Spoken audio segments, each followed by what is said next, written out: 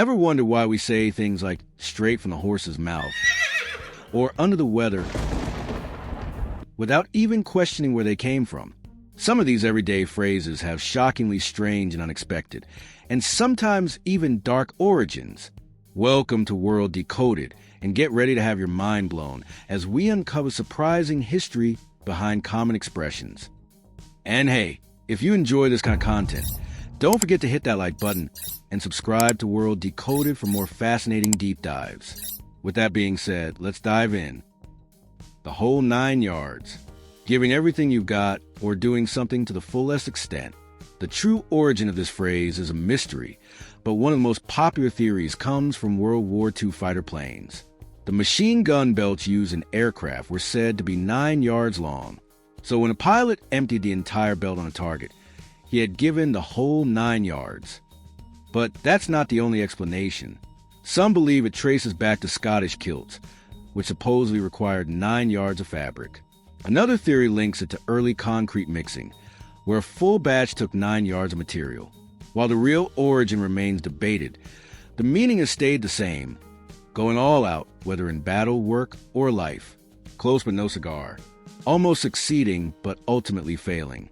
This phrase has its roots in old carnival games from the 19th and 20th centuries. Back then, instead of plush toys, cigars were given as prizes. If a player came close to winning but missed, the carnival worker would call out, "Close, but no cigar." The phrase stuck around and is now used whenever someone nearly accomplishes something but falls just short, whether in sports or exams, or even everyday tasks.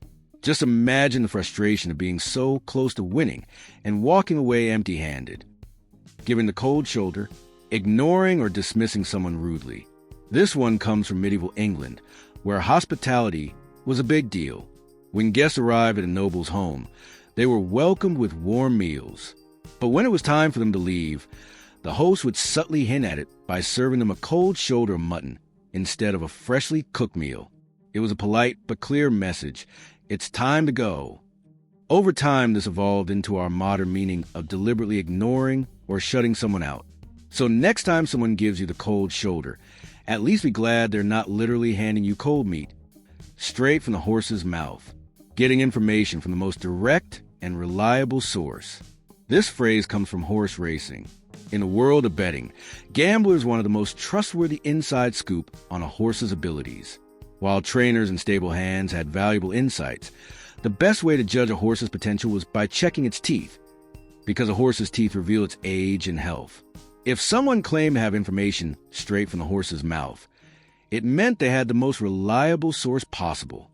Today we use it whenever we get first-hand credible information, no rumors and no second-hand nonsense. Jumping on the bandwagon, following a trend or cause just because it's popular. Back in the 19th century, traveling circuses and political campaigns had large and flashy wagons with musicians playing on top, which were called bandwagons. The spectacle attracted crowds, and people would literally jump aboard to be part of the excitement. Politicians quickly realized that the more people they had on their bandwagon, the more popular they seemed. This led to the phrase, jumping on the bandwagon, now used to describe people who blindly follow trends or movements without much thought. Think of it as the 1800s version of chasing viral trends on social media. Red tape, excessive bureaucracy, and frustrating official procedures. This phrase goes all the way back to 16th century England and Spain, where government officials tied red tapes or ribbons around important documents. Dealing with all this paperwork was slow, tedious, and full of bureaucratic delays. Over time, red tape became the perfect metaphor for unnecessary rules and procedures that slow everything down. If you've ever dealt with endless forms and approvals, you know exactly what this phrase means. Rule of thumb, a general guideline rather than a precise rule. Forget the disturbing myth that this phrase came from an old law about domestic violence, because it's completely false. Instead, the real origin likely comes from woodworking and brewing, where craftsmen use their thumbs as rough measuring tools. Since it wasn't an exact measurement but worked well enough, it became known as a rule of thumb. Today we use it for simple and practical guidelines in everything from cooking to business strategies. Under the weather, feeling sick or unwell. This phrase has nautical roots. In the age of sailing, sick sailors were often sent below deck to recover, away from the harsh weather above. The term under the weather bow referred to those stuck in the roughest part of the ship during storms, often leading to seasickness.